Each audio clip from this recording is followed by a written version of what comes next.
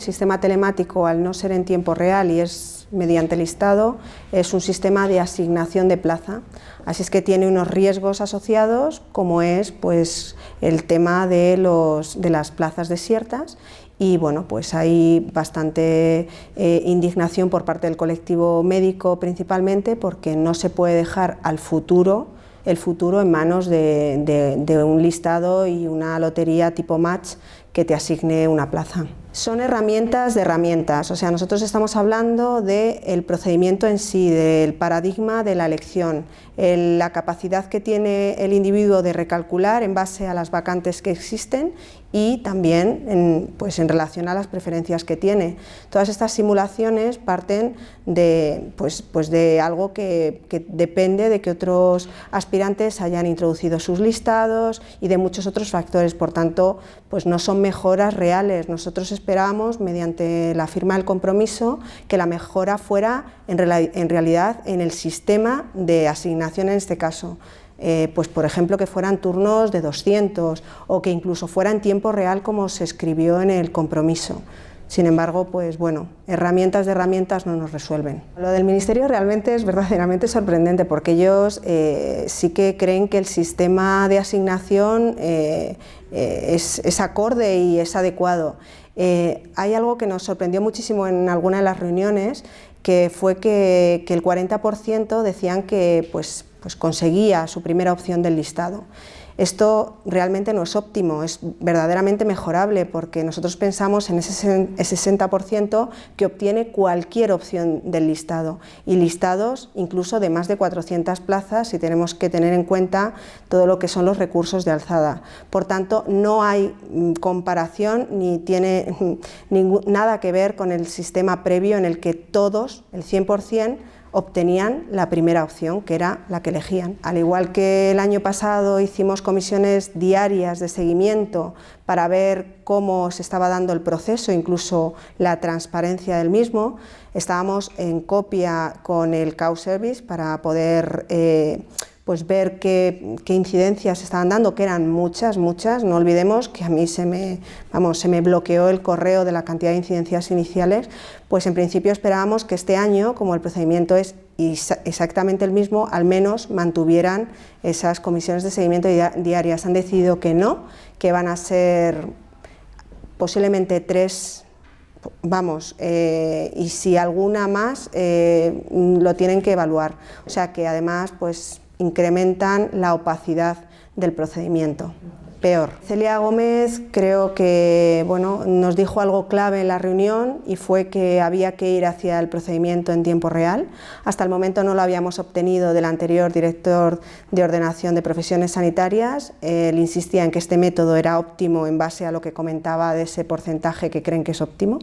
Y bueno, en este caso el que la representante del Ministerio dijera esto, pues la verdad es que fue algo que nos da pues muchas esperanzas, desde luego, claro, y es lo que esperamos también, que se mejore como pusieron por escrito. Ojalá se lleven a cabo, ya sabemos, las PNLs, que no son siempre instauradas y puestas en práctica. Ojalá, desde luego, que haya competencia entre comunidades. Ya estamos pues un poco acostumbrados a oír que faltan médicos, que no hay médicos, y bueno, la competencia entre comunidades existe porque todos necesitan seguir manteniendo el sistema sanitario con efectivos y con profesionales. Entonces, el hecho es que sabemos que en 10 años, un estudio de la OMC decía que de 2018 a 2028 iba a haber 70.000 jubilaciones.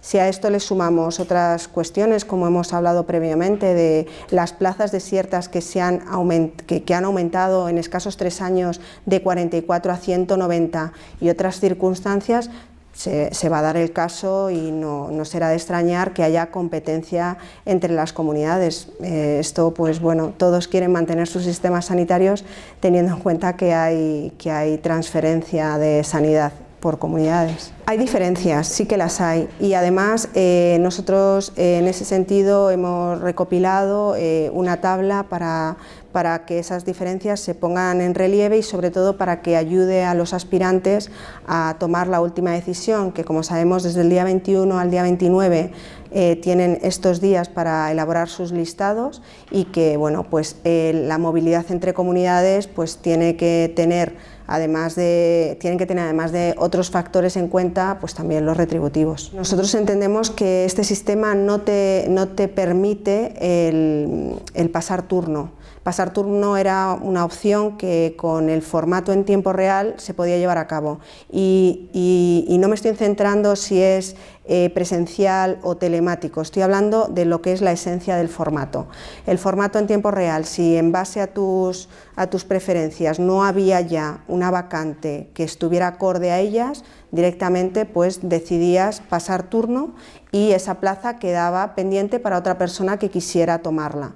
En esta circunstancia, con un periodo de 8 días, tienes que elaborar un listado y en un listado de 400 o más de 400, hombre, si tu número de orden es un 150, pero es que no hay que olvidar la complejidad que tiene hacer un listado a partir del 5.º o el 6.º puesto. Es que esto alberga gran complejidad. De hecho, hay algunos aspirantes que lo están diciendo en Twitter, ¿no?, que es muy difícil elaborar un listado con tantas plazas. Pues a partir de ahí el hecho es que, bueno, tomar una decisión con 8 días de antelación y poner solo, si eres el número 200, 10 plazas, es una decisión que yo creo que no es tan fácil de tomar. Entonces puede ser que se dé el caso de hacer listados más extensos y que te asignen algo que no es tu preferencia y que termines pues, decidiendo que tienes que volver a examinarte y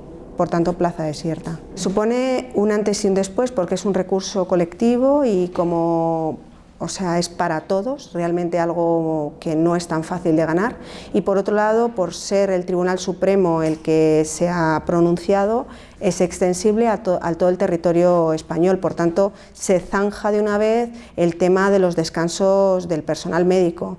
El personal médico de siempre, esto es algo histórico, hemos tenido dificultades para descansar después de una guardia, ha habido muchas presiones de siempre y esto ya no es solo el descanso tras una guardia, es el descanso semanal ininterrumpido necesario para la salud del trabajador y para la salud del paciente, ¿no? La vulneración de la seguridad del paciente, si uno está cansado hay mayor probabilidad de error. Tenemos líneas de trabajo desde todas las esferas, que es la formativa, la laboral, la retributiva, desde luego las mejoras retributivas, que como ya estamos viendo cada vez son más las sentencias que incluyen el complemento de la atención continuada dentro de las pagas extras, que supone prácticamente duplicarlas.